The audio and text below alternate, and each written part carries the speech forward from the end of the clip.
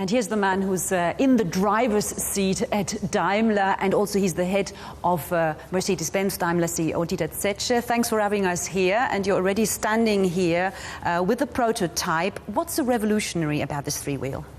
Well, first of all, it's the first vehicle with a combustion engine being propelled by itself.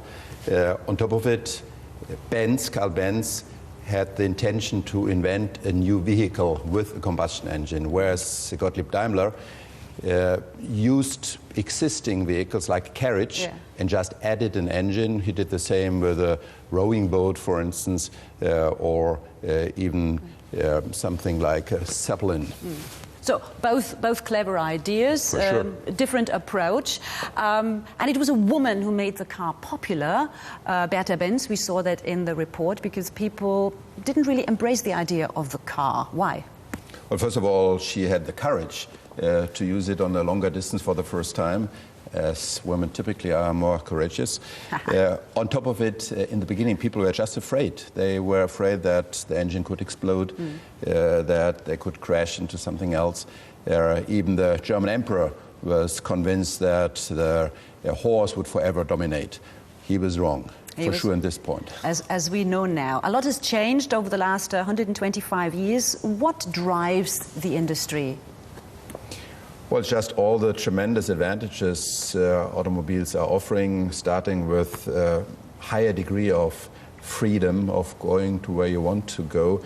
And on top of that, lots of emotion going around the car. So it's a rational and an emotional product, and that's probably the tremendous reason for this success. Is there something you can relate to personally? For sure. You're not surprised by that, I guess.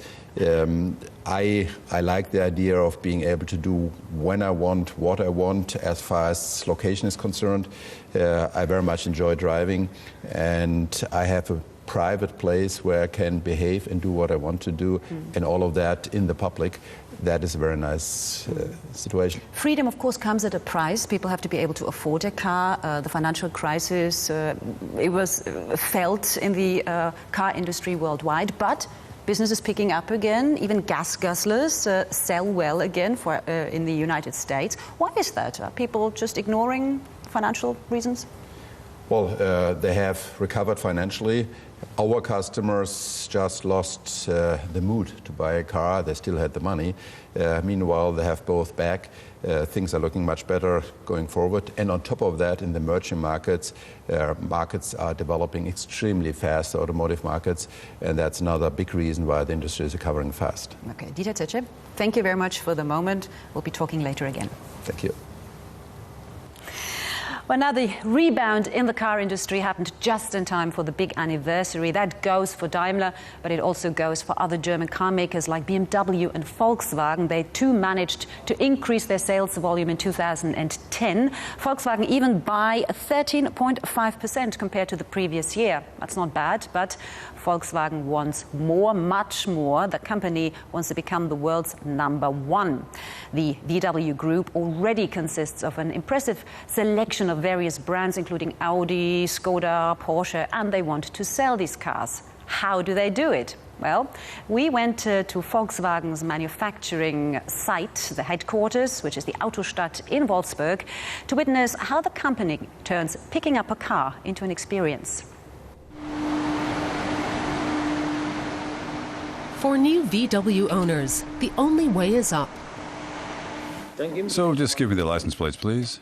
WILFRIED and SIGRUN BAUM have come from Thüringen. Did you drive or take the train? We came with the train. So first there's a tour of the plant, which would begin right here.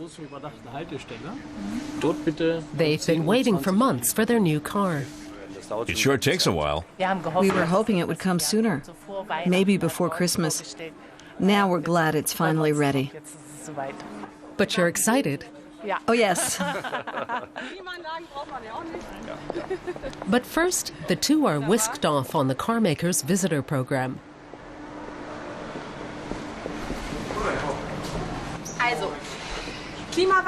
Climate change.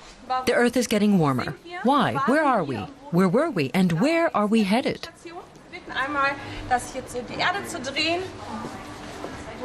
Volkswagen likes to demonstrate its environmental credentials. 2 million visitors take this tour each year.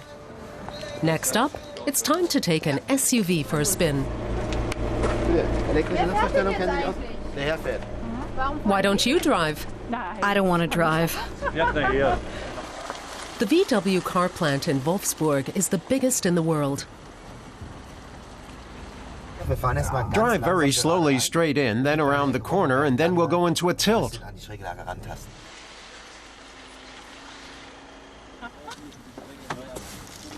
How was it? Exciting. The BAUMs are getting closer to their new car.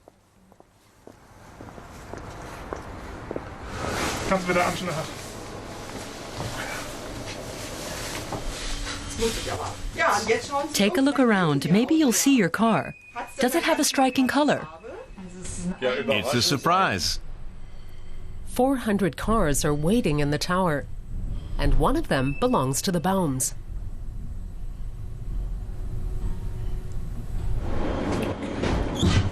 Please stay seated for now. Great. Nice. Smooth.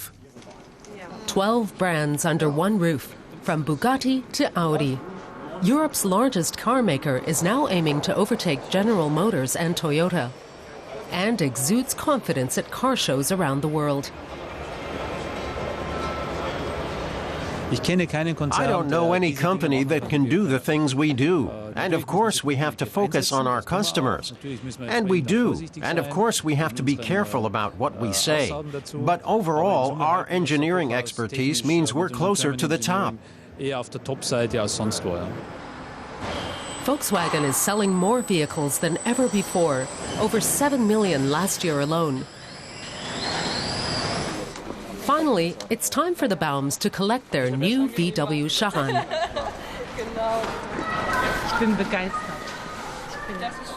It was worth the 4-month wait. We can't wait to drive it. I'm really looking forward to it. The Charan cost 37,000 euros, including winter tires and the tour of the plant. It was really nice. We got to see so much. It's only a car. I know. That's what I tell myself. A new car and an emotional end to a very special day.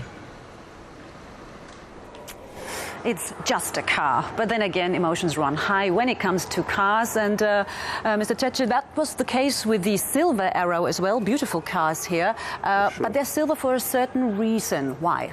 Very much so. Just before a race was started, Mr. Neubauer figured that the car was too heavy. So he came to the great idea to just scratch the paint from the car, and up came the aluminum, which was silver, obviously, and that was the birth of the silver Arrow. A legendary car, which was also very fast. I mean, cars were about speed for a long time, then safety was a big concern, and now it's the environment. And actually, your museum is preparing now a new display dedicated to emission-free mobility, hydrogen, e-cars. What exactly have you planned there? Well, Daimler is at the forefront of this development of reinventing the car. There's not one silver bullet, but we have to pursue different technologies. Electric cars will be the main theme, but it can be energy storage in batteries or with hydrogen for a fuel cell car. When you say you're driving this invention now, how do you explain the criticism that comes from many sides that the German car industry, including Daimler, is lagging behind when it comes to these cars? Well, once in a while there's criticism which is not well founded. Actually, we were basically the first who had already 3 years ago 100 smart electric cars in Berlin and are already producing now the third generation of electric cars with the smart. We have the fuel cell car already in production, 200 units this year. So we're definitely at the forefront and not lacking. But there's competition also from other industries now as well, especially utilities when it comes to the electric car. What do you make of that? Well, we have to work together. It's about infrastructure. It's about the energy which has to become CO2 free as well, which is not the case in general today. So we need new corporations different from the past, and therefore it's good they join the party. So that's one way forward. Now, in each show, we ask our viewers to answer a question, to tell us something. This time they ask a question which we would like to ask you in return. The question comes from Rajesh Nath. He's from Calcutta, emerging market India, of course. And he wants to know, Mr. Zetsche, many foreign and also domestic car companies see India as a market mainly for smaller cars. So does Daimler plan to introduce a smaller car in India? Not smaller than the cars we're offering in other places of the world. We have compact cars, but we have the E-Class and the C-Class already industrialized in India since many years, and we're very successful there. So we serve the premium market. Okay, that's a clear answer, Mr. Zetsche. Thank you very much for having us here. Pleasure to have you here. Thank you very much.